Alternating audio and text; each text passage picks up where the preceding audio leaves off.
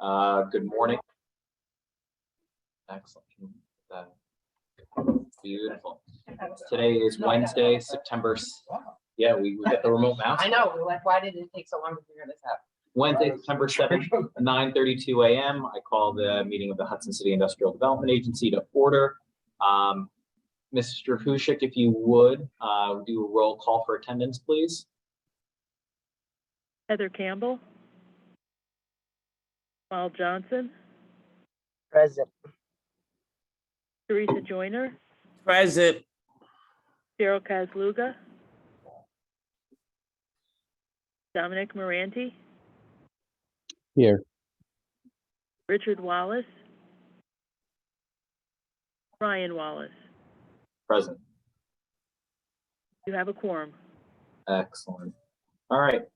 First order of business, I need a motion and a second, please, to accept the draft minutes from the August 3rd meeting. But beforehand, board members, any questions on the minutes?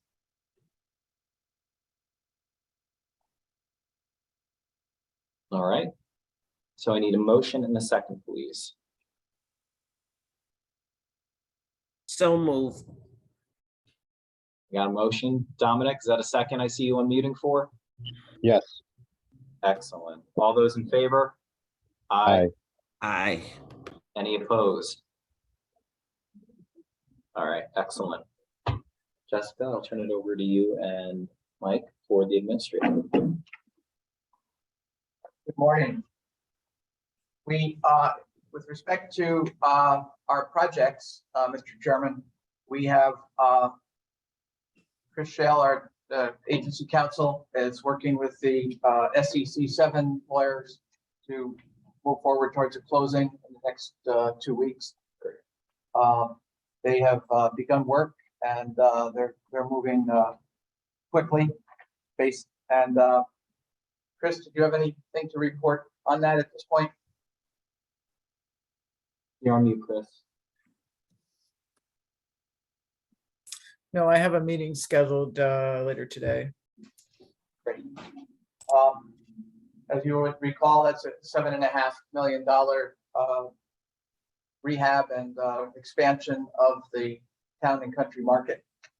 I have a meeting that was supposed to be on Friday morning, but it's now 5:30 tomorrow with the developers of the Elks Club, HIDA Hudson.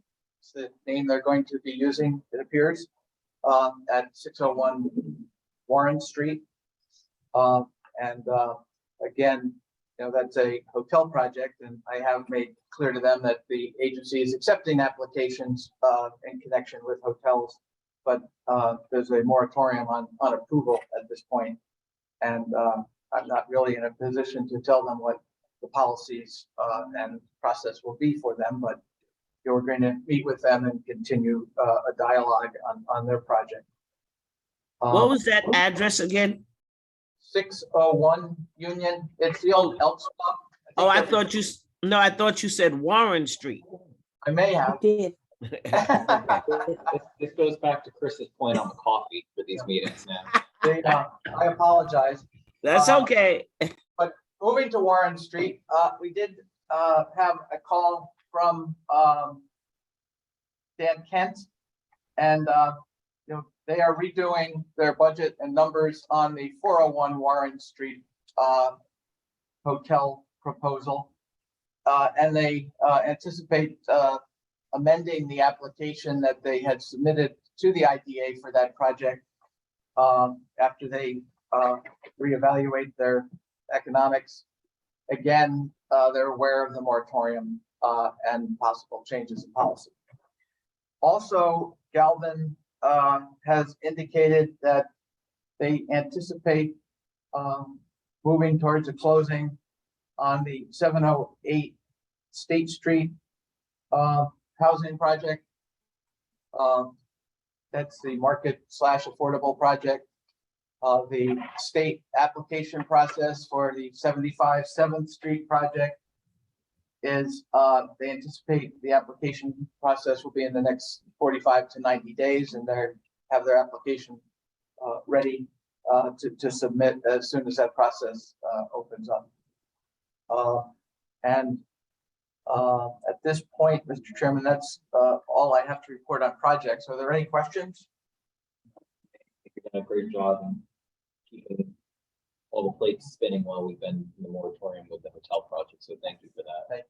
And I guess the final point is, haven't been over to see how they're doing, but I think we're all aware that the pocketbook factory is under Oh, it's construction. Yeah, I don't think I've seen that lit up since I've been a kid, and it was like Saturday night, we went past it, all the lights were on, and it's got a totally different presence. So,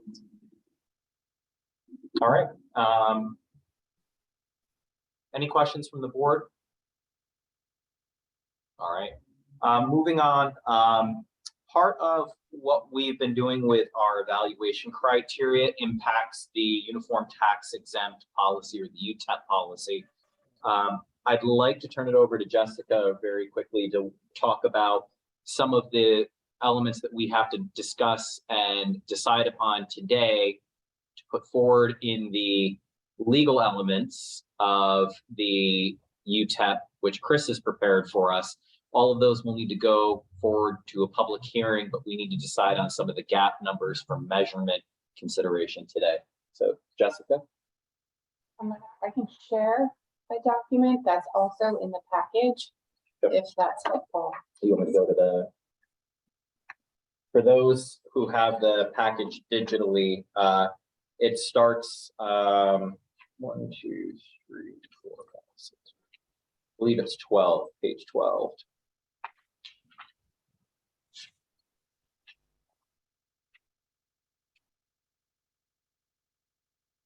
Page 15. Thank you. Yep. So just a quick refresh on the scoring criteria that you all have been working on for the last couple of months. The evaluation criteria, just a quick refresh, right, is the core requirements. These are statutorily required for a project to be eligible for IDA benefits. You'll see this workforce training one in yellow.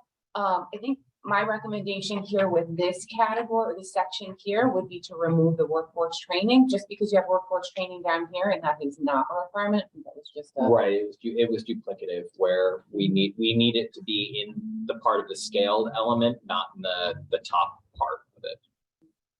So I would recommend removing this this one, and then it would actually make for the statutory ones, the statutory review, you would have to have a minimum of 6 points to be eligible. Correct. For any benefit, or the IDA benefits. Correct. For the real property tax. Then the second part here is the project community commitments that you had listed as 2 points, a maximum of 2 points for this section. And then you get into this scaled evaluation,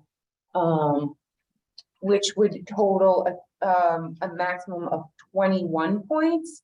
And just a quick reminder here, you have 7 categories going across. Things from, there's projected new jobs that would be created, the retained jobs, projected wages, economic impacts due to the project, what the project projects to do for workforce training. There's affordable housing and environment as a category.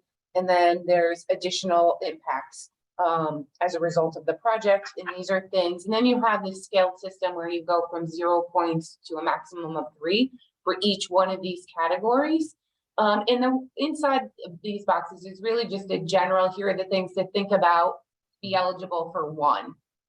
Or 2, you want is you kind of go up, the more a project provides in benefits to the community, and you get more points.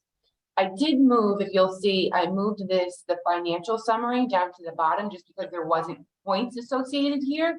Instead of the prior version, you saw it up here. So I just moved that down to the bottom. So this is this is the scoring evaluation you've all been looking at.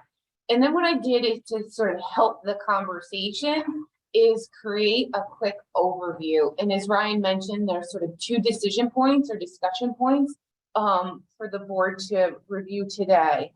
One is looking at the real property tax exemption schedules that would be eligible under the uniform tax exempt policy. and that's here. These are just thrown, this is an example of what your schedules could be, looking at the projects, recent projects that have been approved and some, and sort of looking at that. Then you have, okay, once you have this schedule and you take a look at projects and you've evaluated them using your criteria, this chart down here provides alternatives. This is just to look at some scenarios. So if you were to say a project, let's say, for example, a project scores a total of 22 points. Under this option A, if you had this scaled rating in your UTEP, a 22 would be eligible for a category 4, which is a 15-year abatement schedule. Or if instead you're making it a little bit more, a little bit harder, then option B, in a 22, they would only be eligible for a 10-year under category 3. Does that make sense on how this? To me, yes. Okay. Does that make sense to everyone else about how you could use this?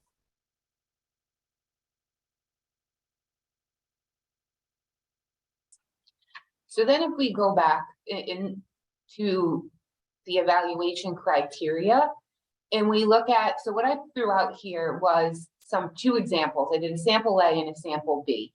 Really thinking about how would you use the evaluation and what would that be eligible for?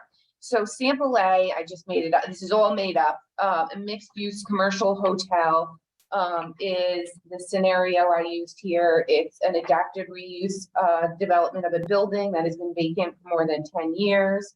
And the development includes mixed use commercial and a hotel.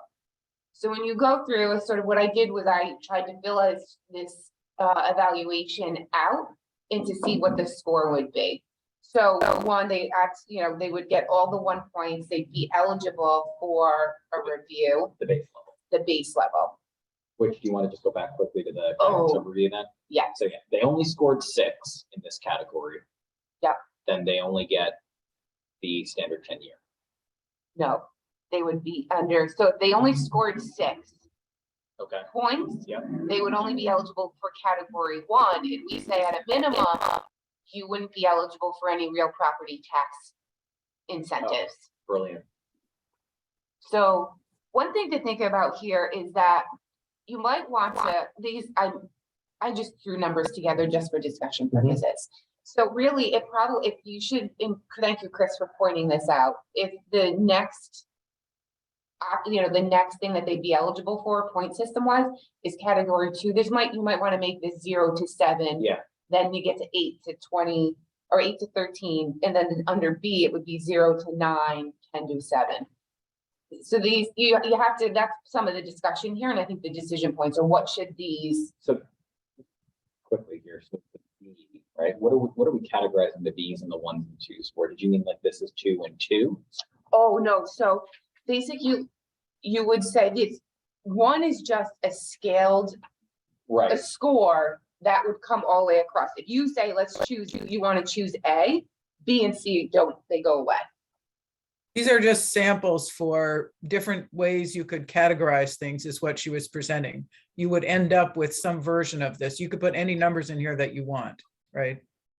Right, but you would choose one. Right. Okay. Here. So It's either A, B, C, or a D. These are your scenarios that you planned out then. Okay. Yeah, Got so it's just to use as sort of a chart, right? So if you get a 20 in this sample A that we'll get to the 22, you'd say, okay, under alternative A, a 22 would be eligible for a category 4, which is a 15-year real property tax exemption schedule.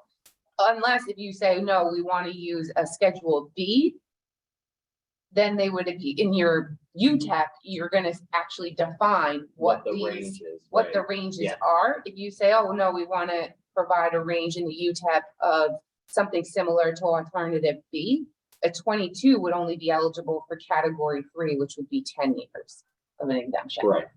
Okay. Seems more complicated. It's really, I don't know why I'm struggling explaining, so please jump in, anybody, if any questions. So going back to the scoring, This project, made up project, I assumed they would, under project community commitments, the applicant considered criteria involving the community when they were making the application. They also, considered MWBE participation, when it comes to the construction that was gonna happen in the building. So I gave them 2 points total for this section here. Then we get to this scaled evaluation, and I made up and said, okay, let's say a commercial hotel, they're gonna have 30 employees. So they have, right here, they would be eligible for 2 points under jobs created, because the 30 falls in this range. It's a new business, so there's no retained jobs. Under projected wages, what I assumed here is based on this business, they would have they would have a few minimum wage jobs, which would actually make them only eligible for 1 point here. Yep. Under economic impacts, this was a building that's been vacant for more than 10 years. So I said at a minimum, they would get 10 points. And then really it's what I'd also would assume is that in this scenario, this development would purchase construction materials locally, where feasible. Yep. So that's how they got to the 3 points.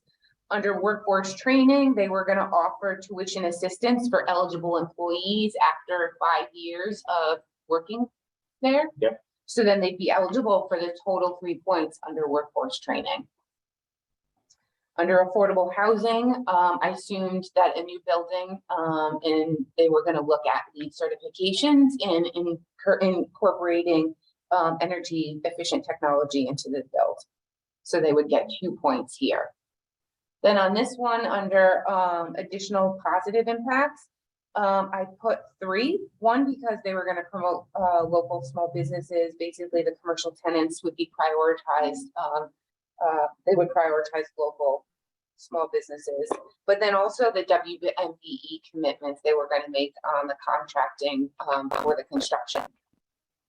So that equaled a total of 14 points in the scaled evaluation section. Collectively 22. So that's where then what we were just talking about before is you'd say, okay, if you look at using a schedule similar to this or a range, 22 under A would be eligible for, like we said, the 15-year exemption. But if instead you choose to use something similar to a B, they would only be eligible for a 10-year. And that's sort of just looking at, this is hopefully a tool to help you decide, make those decisions on those 2 outstanding questions. What should the percentage schedule be, as well as what should the scaled rating be? Any questions on that so far? We can look at option B. No.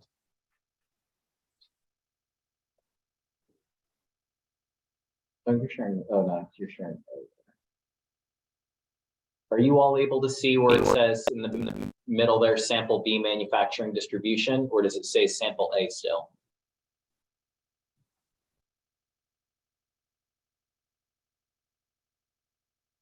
Bueller? Chris, can Mine's, you- mine's is the same as it was before. I don't see it. So it just says sample A, or We're seeing the chart with the ineligible 5-year, 10-year. There we go. Now we're back to the eligible, the scalable chart. okay, good. Okay, so now you can see sample B. Yes. Yes. Yes. Yes, part of it anyway, the top part. Mhm. I'll have Okay, to so we'll scroll just up. run through pretty quickly on this one. This is just another example, which here I used an expansion of a manufacturing and distribution business. Again, they got the 6 points here, so they're eligible. They also got the 2 points under the project community commitments. And then looking at the scaled, it is an existing business that projects to create an additional 7 to 9 full-time equivalents. So they get 1 point under here. Although it's an existing business, I still put 0 down for retained because they need to be considered for retained. They would have had to lose those positions. Those positions would have had to been at risk, which they weren't. They're just expanding to, it doesn't put any of their existing operation at risk. Projected wages, the same as the prior example. That they would have some positions starting at minimum wage, so they just get the 1 point here. They're looking at local construction force, so they would get the 3 points under economic impacts. Workforce training, they don't plan on doing really any workforce training related to the new operation. And then under number 2, with the expansion, they do look to focus on energy efficiency related to the new building and the equipment. So they got 2 points here. And then 1, just because they're looking at any kind of construction, they were going to use local workforce for the construction. So in this example, for an expansion of a manufacturing distribution business, they would get a total under the scaled section of 8 points for a total cumulative score of 16 for the whole evaluation, which then when you look back at the scoring, 16 points would make them eligible for Category 2. Yeah. Yep. So they'd be eligible for a 5-year exemption schedule under B, sorry, For the 10 year. or 10-year under A. So those, any questions? I think it goes back to, again, the conversation on what should the percentage exemptions be. I'm watching the scale, so I'm not sure. I was gonna say, yeah, I mean, literally board members, any questions on that? Because what we have to decide is what are those ranges at the bottom, right? And the one thing I want to call out again is that this is not meant to be the end all be all of the decision making. This is meant to guide the process because, and Chris, keep me honest here, legally there can be no scoring for an IDA. However, we can create rubrics like this to guide our processes. So go ahead. Well, you could do a score. It's pretty uncommon because it gets to be too rigid. Right. Given the various types of projects that you'll see. What is the case is that whatever you choose for this document will be the standard provision that the IDA would offer. And then if you were to have a project that you felt had extraordinary circumstances, then you could choose to propose deviation and follow that deviation process, which just involves an additional notice procedure before you could consider the project. Right. Okay. So I guess to rephrase for the board, what we're looking on is, does anybody feel, you look at the, can you zoom in on the bottom part for the scenarios? The A, B, and C. What we're essentially looking to decide is, what is this range that we want to put forward in the UTEP? Are we feeling like category or scenario A, B, or C is more fair that we want to put into the numbers? So to Chris's point, we have the mechanism by which we can start hearing people, right? Mhm. Yeah, accurate. Correct. Yeah. Which we do have to change category 2 to 7, but or they all go to. Right, or you Go to either limbo. need to change. Yeah. You either need to change like this one, 0 to 7, then 0 to 9, and 0 to 11, or you change these all to start at 7. Or some variation, right? Like these were just examples to help aid the discussion. And it's my understanding that the minimum evaluation basically tracks the statutory requirements. Correct, which is where I think it should be. Because we can't really. And I do think it's important to note that with respect to both affordable workforce and low-income housing, it would most by necessity, we would be asked to do a deviation because of the fact that housing projects, as we learned with the evaluation that was done of the Depot District projects, need a 15 to 25-year pilot, depending on how much affordability or low income eligibility is being they're trying to obtain. And as Chris mentioned, that would still be an option under review.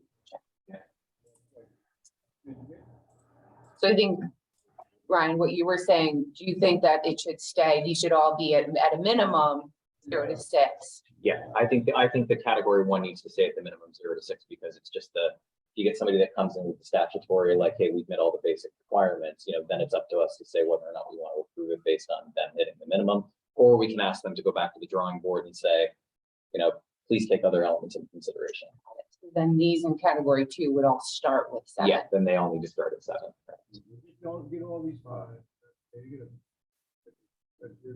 Board members, any thoughts on that?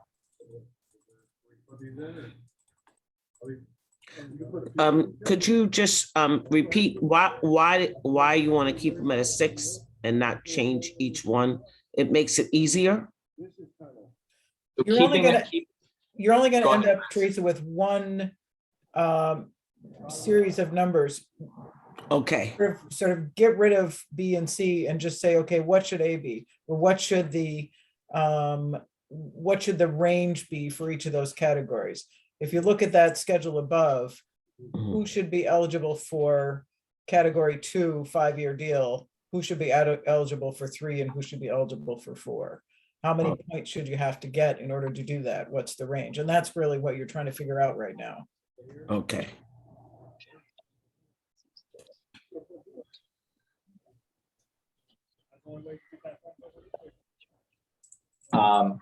So I'm all for keeping them the 0 through 6, Teresa, because like that's just basically to get an audience, right? To get in front of us for consideration, they have to max out on all of the statutory, which are all 6. If your application doesn't have that, then you shouldn't be applying to begin with.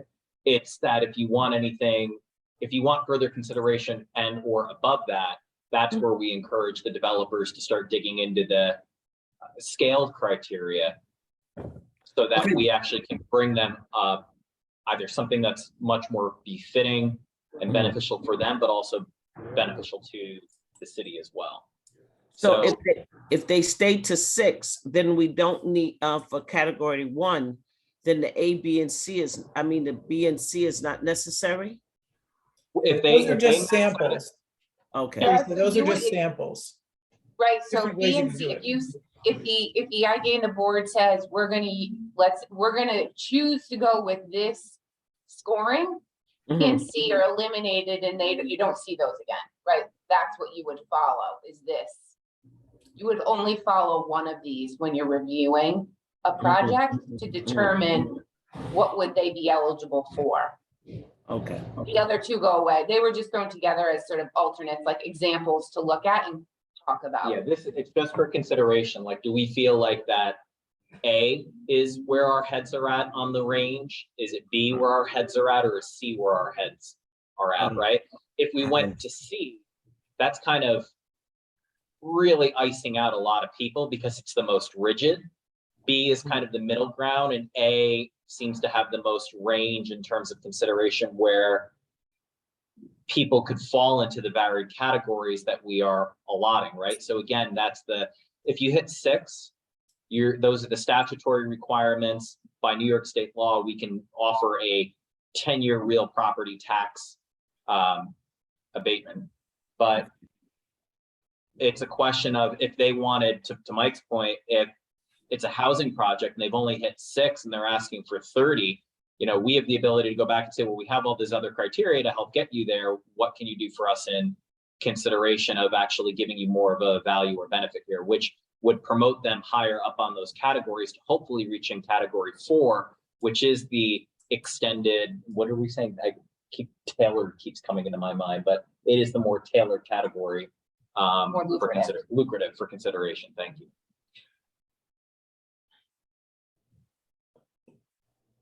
All right. The other thing that I just want to put out here as devil's advocate is that nothing is final with regard to saying that this is how it has to stay year after year. And Chris, keep me honest here again. We could opt to put scenario A forward in the UTEP for consideration under public hearing, run with it for a year. And if we feel that we need to actually up the scale or change the scale slightly, right? Because we want it to evolve. We want to be able to learn from each project and how we're evaluating against. There's nothing that says that we can't propose changing it out to scenario B in 1 year to move forward with by just updating the numbers, going through the public hearing for comment, and then adopting the updated numbers. Right, or alternatively, this evaluation, you might say after a year, our priorities have changed. Correct. No longer is lead certification worth 2 points because that's such a standard, that's really worth only 1. So you might also look in future to adjust what your priorities Correct. are related to this scoring criteria. That sounds interesting, better. That sounds good. So for that reason, I'm personally leaning into more of scenario A, just because I think it's got the more broad range for folks. I mean, Mhm. I prefer to try to go to scenario B, but I don't think we're going to be there yet. You could strive for that. Yeah, exactly. Something.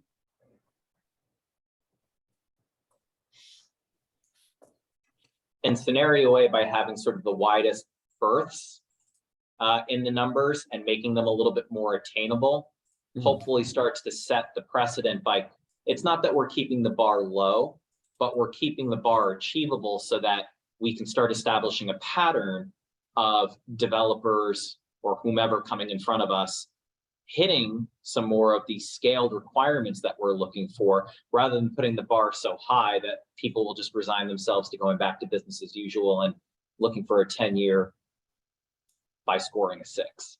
Right, or it forces you all to constantly continue to go to deviations. Correct. Right, like that's, I think, where you were at That's correct. months ago.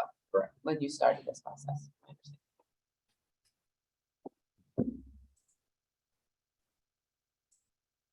My argument is there. Board, any comments on this? Because we do need to get a motion in a second and go through, vote, decide which of these scenarios we would be comfortable moving the numbers and the scale for into the UTEP legalese element, because both this criteria and the legalese need to be put forward relatively soon for public hearing and comment. Chairman, after the public hearing, you will need to vote to decide whether you want to modify this based on what you've heard or approve it formally for adoption. Can we open it up to any comments from viewers who are on the meeting, just in case they have any questions that we could probably handle before we make a decision? Yeah.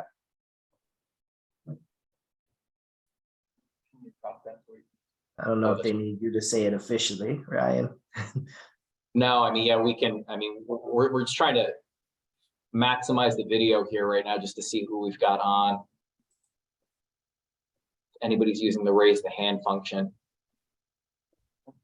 Carol and Michelle, I think are the only. Oh, the only two? Okay. If we're missing anyone, please. speak Oh, there up. we go. I think Michelle, I just saw you hit the yellow hand thing. There we go. Go for it. Hey, this looks great. I had a couple clarifying questions. Sure. First, I was wondering about some definitions on the criterion screen about housing. There was one about the rental house projects consistent with the city housing affordability plan. And then the project includes inclusionary housing. I was wondering if you guys could just explain how you defined those things and which housing affordability plan you're referring to. It was the plan that was the evaluation that was put forward. God, I can't remember the name of the Pattern for progress. pattern for progress. Thank you. Yes. You have a better way to describe that or have an alternative, which I'm sure the board would entertain that. I was just, so that was our affordable housing development plan, but I was curious. So I'm reading that and I'm not sure what that means, like it's consistent with that plan. So I'm just curious, like what you mean by that. Consistent with the plan means that they are following the recommendations that came out of the plan for a contribution or consideration, especially on the, if it's a public housing element that's being built. If it is, the hotel element, for example, obviously they wouldn't be eligible within this category. They would only be under the LEED certification piece. But it's that it needs to be in line with the current recommendations the city is looking at and reviewing based on the reports that we have in front of us. I mean, ideally, right, like this could be changed once we get like a city comprehensive plan that includes mention of housing in it.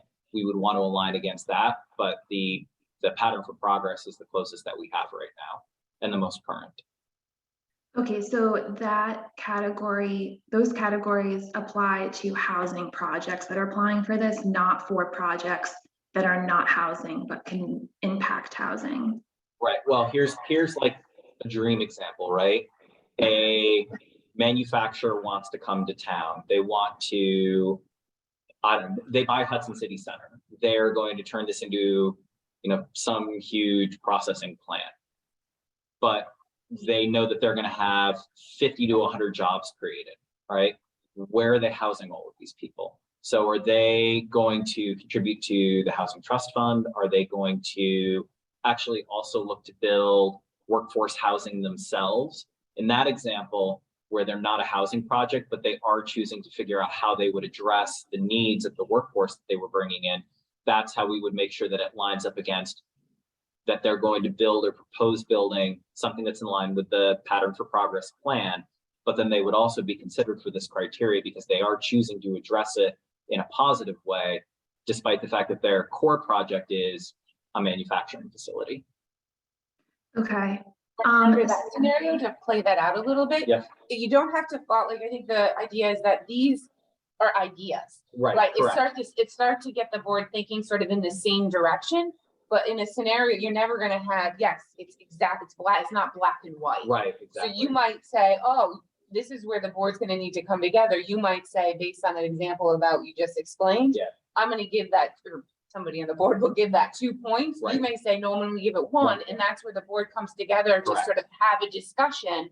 Because this is the scoring here in the chart is just for idea's sake and starting. Correct. It's not an end all be all. Right, That you have this and nothing else.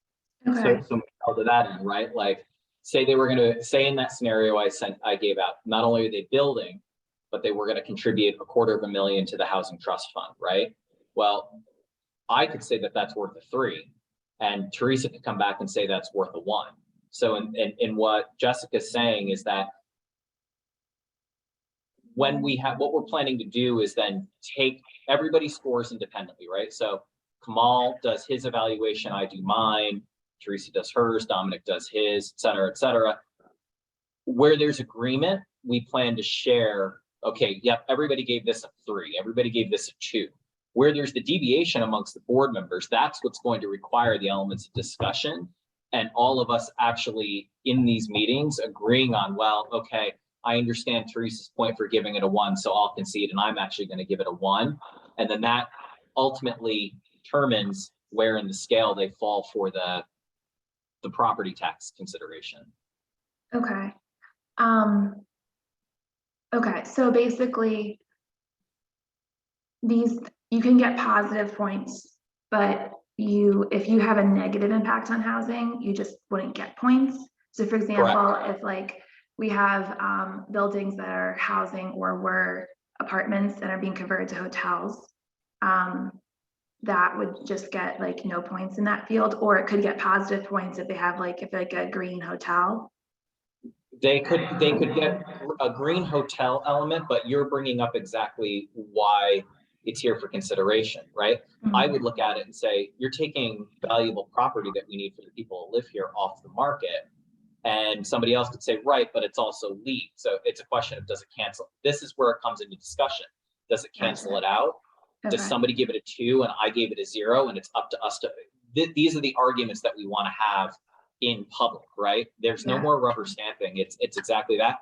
So say you're the developer and it comes down to, wow, okay, so I'm building this LEED green hotel, but it is an impact on housing.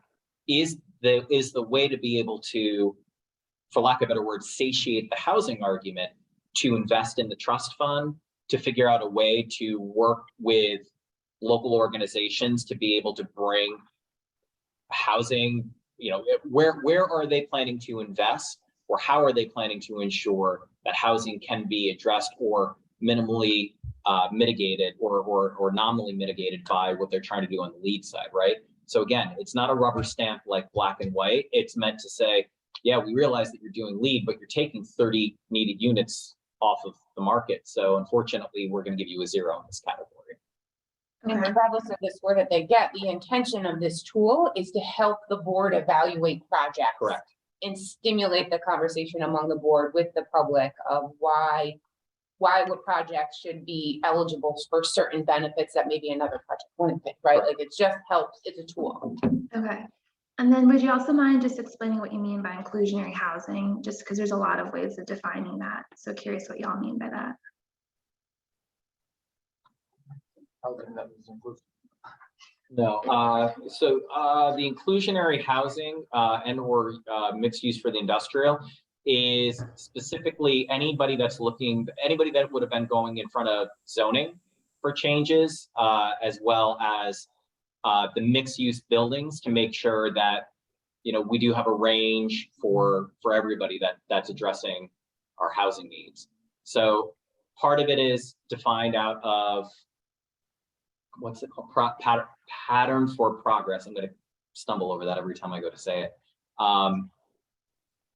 But additionally, to make sure that we're not just, somebody comes in and says, I want to build luxury condos only. Like, does that really hit the affordable category or not? Or are you actually going to make sure that there is access for affordable housing within what you're looking to build? Okay, you are addressing it. How much of your project is addressing it? It allows us to dig into that more than, again, the rubber stamp element that would be there. Okay, so you mean like mixed incomes, or if it's more luxury, then a percentage are at an affordable rate. That's what you mean by Correct. that. Okay. Correct. Okay, now, in terms of a definition, we might want to consider something that inclusionary housing requires a percentage of dwelling units within a building to be set aside. 80-20.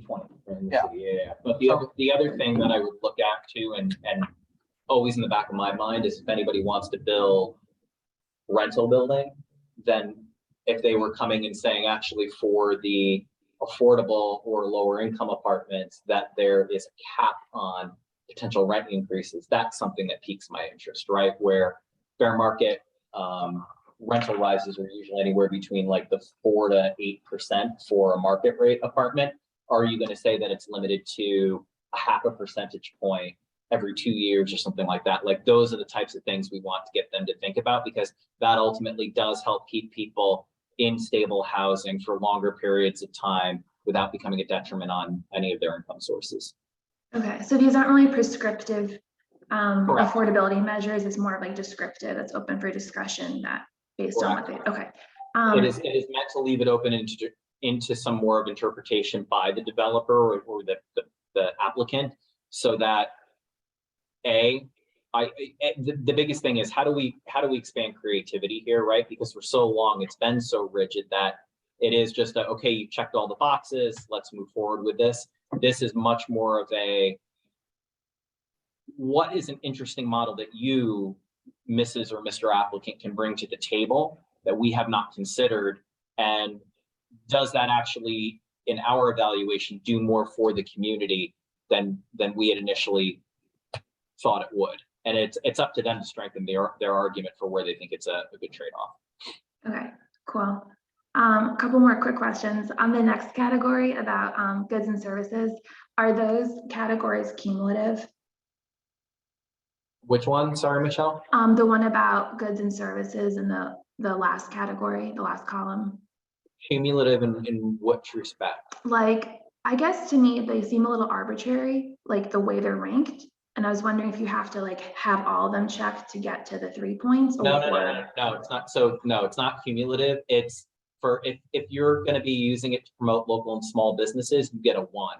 If you're Mhm. actually, so the increasing of diversity or services or goods offered, right? Like the best example I always give is like, you know, do I need another clothing store that's here, or do I need a bowling alley, right? Like what is the originality of that applicant? Yes, I know we can't do retail, but I'm just using it as an example. Bowling alley with retail. Well, bowling alley with That's retail, right? definition. And I love that I'm trying to move the mouse on my screen here, which is amazing. Thank you. And then, you know, for this one, do you want to touch on that, what the WBE are? Yeah, so the women, minority-owned businesses, Yep. a developer or an applicant making commitments to utilize MWBE firms during the construction and throughout the construction. And I think when your question about cumulative versus like this scaled approach is really what the IDA has done with this chart is outlined priorities, right? So the bottom, the 3s are the highest priority for the board as well as the community. Correct.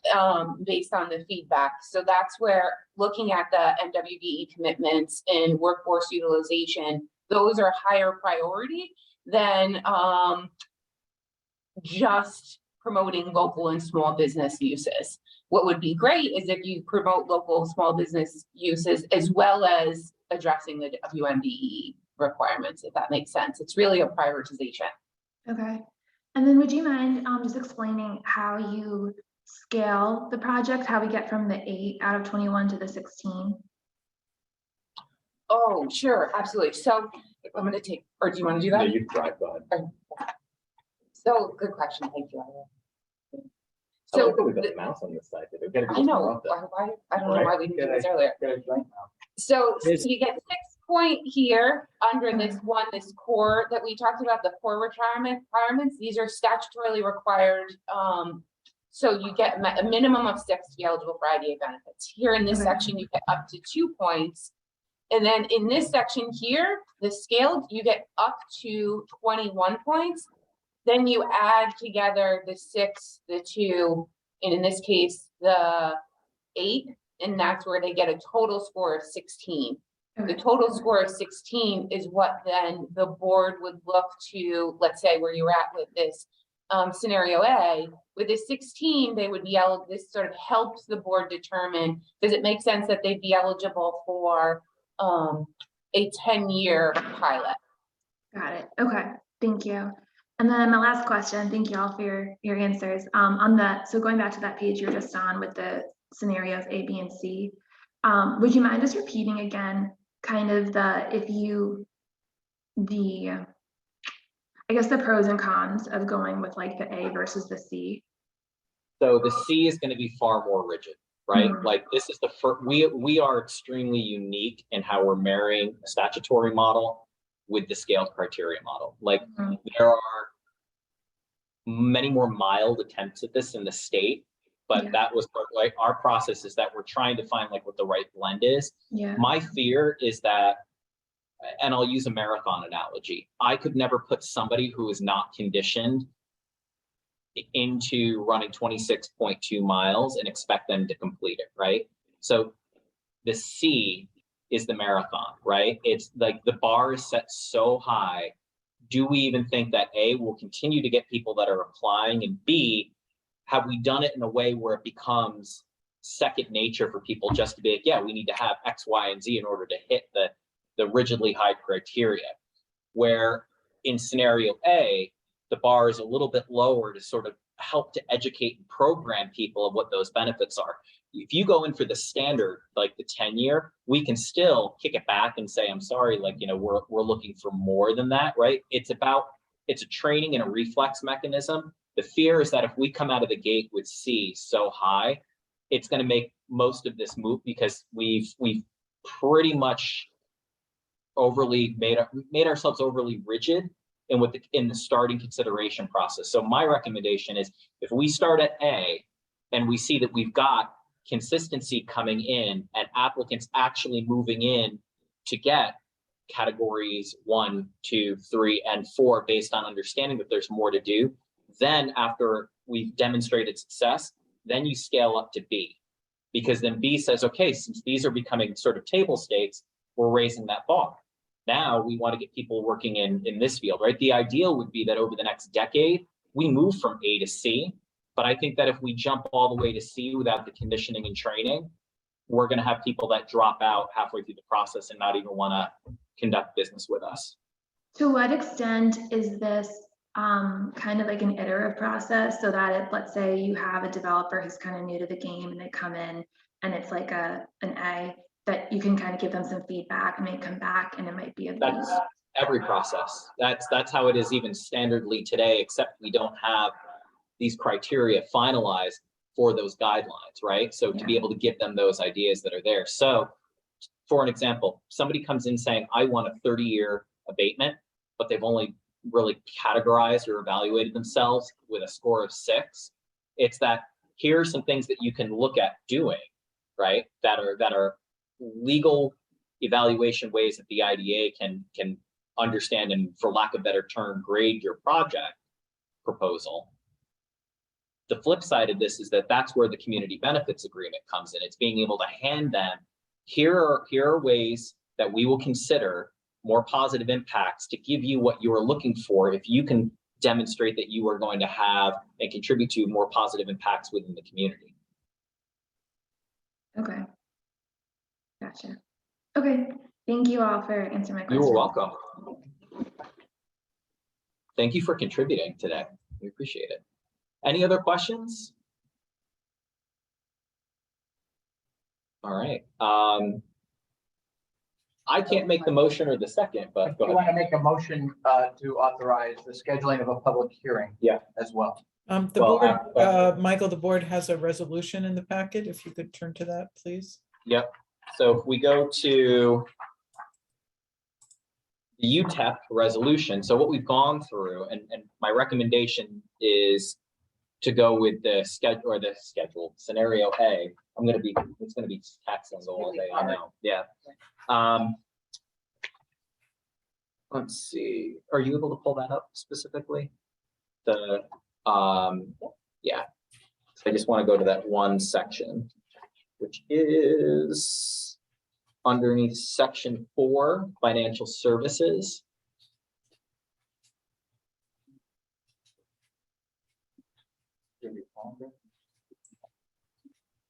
Bear with us one second, folks.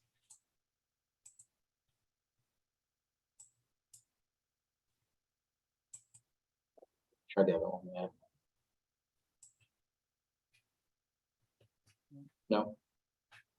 All right, we'll forego putting it up, but the packet's been provided. If everybody can go to it's page 5 of the UTEP resolution, specifically underneath section 4, it says financial assistance. This is where we're proposing the adoption of the numbers under scenario A for categories 1 through 4.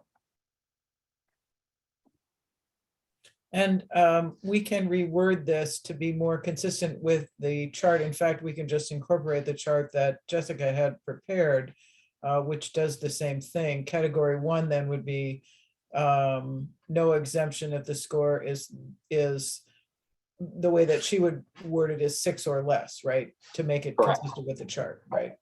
It Correct. would just be easier to read that way. And then the next one would be 7 to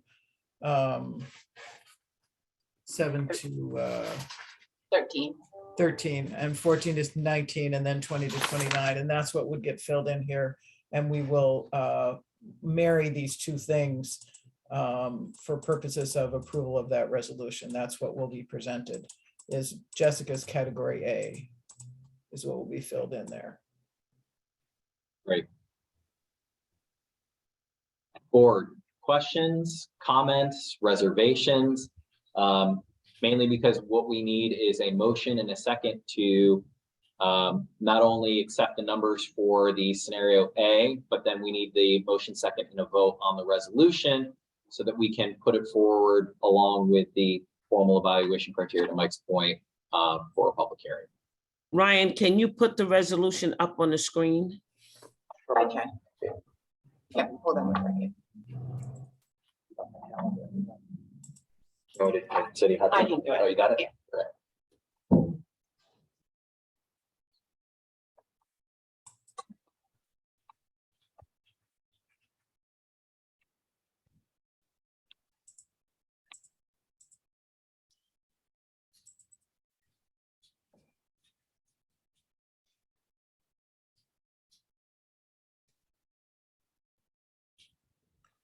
Are people frozen or no? No, we're trying to pull up the, Resolution. yeah, we mastered getting the mouse. We need to get a keyboard. Yeah, now we're gonna be spoiled. Um.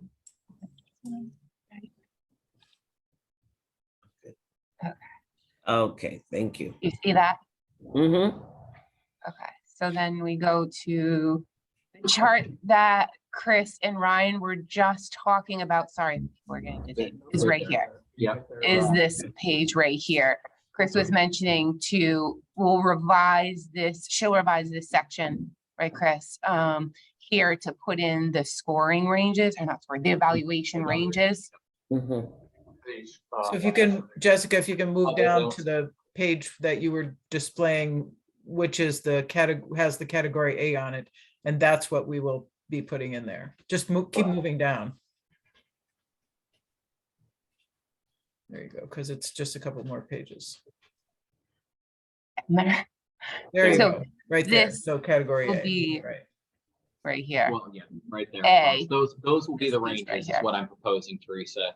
Is Okay. 0 to 6 for a 1, 8 to 13 for a 2, 14 to 19 for a 3, and 20 to 29 for a 4 or more, for lack of a better word.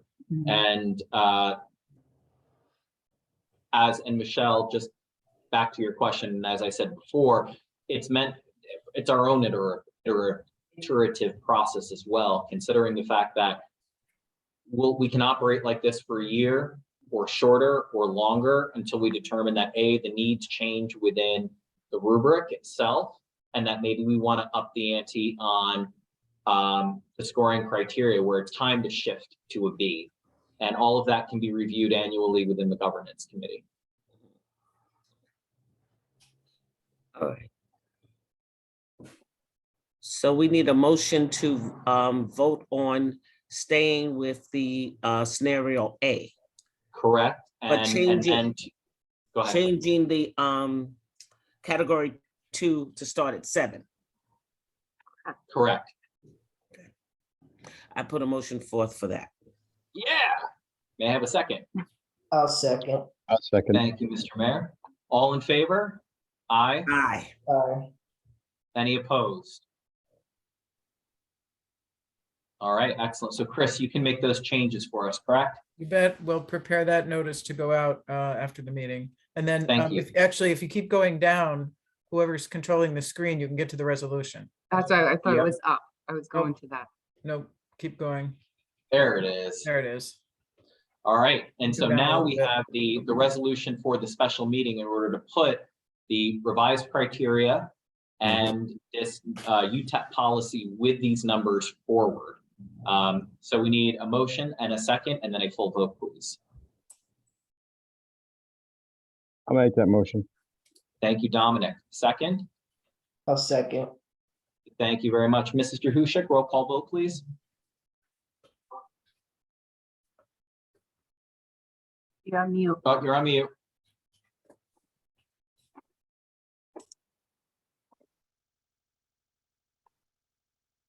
Heather Campbell, absent.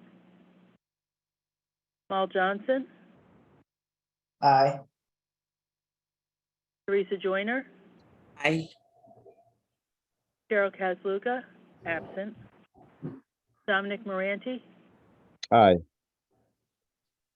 Richard Wallace, absent. Brian Wallace, Aye, it carries. perfect. When is our date? We have a publication timeline. Chris, is it 10 days? 10 days, yeah. we do this. Bear with me, everybody. I'm just looking at the city calendar. Do this week on a of regular 19th. meeting, at your next regular meeting, or are you gonna do it on a separate day? I would like to try to accelerate it. What about Wednesday, the 21st at 9:30? I can do that. Yeah. Yeah, I can do that. Mr. Mayor, does that work for you? That works for me. Okay. So can we schedule the public hearing and a special meeting just so that we can, address things at that point? Yeah. And then that gives you 2 weeks before your meeting on the 5th to evaluate any comments from the public. Evaluate comments, public feedback, and then hopefully if we can get this passed by the beginning of October, we're ready to roll again with our business. All right, excellent. So what day is it? Wednesday, September 21st, 9:30 a.m. Okay. All right. I know the next item of business that we have here is the moratorium. I will propose again that we extend this, given that we are now less than hopefully 3 weeks out from a final public hearing on the new evaluation criteria. I would need a motion and a second to continue the moratorium for the next Make that 30 motion. days at least. I'll make that motion. Thank you, Dominic. A second. I'll second. Thank you, Teresa. All in favor? Aye. Aye. Aye. Any opposed? All right.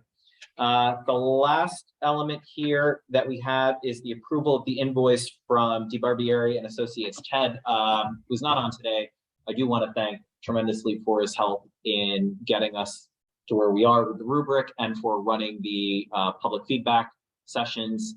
I need a motion and a second, or if there are any questions first from the board, but then a motion and a second to approve the invoice. I'll make that motion. Thank you, Dominic. A second. Oh, second. Thank you, Mr. Mayor. All in favor? Aye. Aye. Aye. Any opposed? All right. I'd like to open up the floor then, if there are no further comments from the board, for public comment.